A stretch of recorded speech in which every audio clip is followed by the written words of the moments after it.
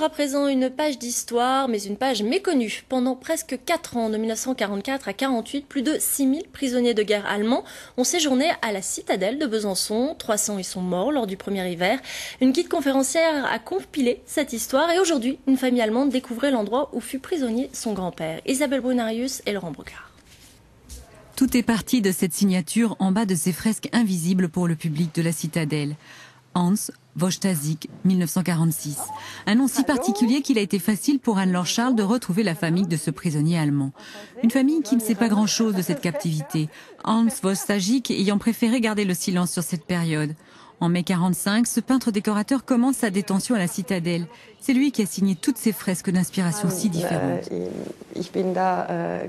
La première fois que je suis venue ici, il y avait tellement d'influence dans ces peintures que c'était impossible pour moi de comprendre qui était cet homme. J'ai été très surpris d'avoir reçu des nouvelles de ce qu'avait fait mon père ici et ce qu'il avait vécu ici.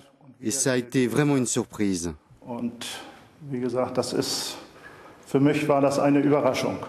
Ces pièces étaient habitées par les gardiens, des militaires de l'armée coloniale. Le peintre allemand voulait peut-être les faire rêver, une forme d'évasion pour lui aussi.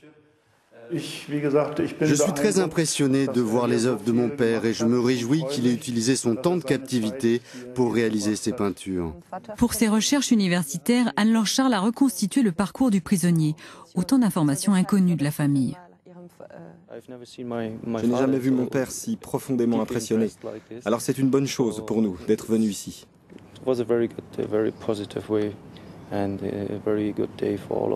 C'est essentiel d'en témoigner puisqu'on n'a pas à sélectionner seulement une partie de la décennie 1940.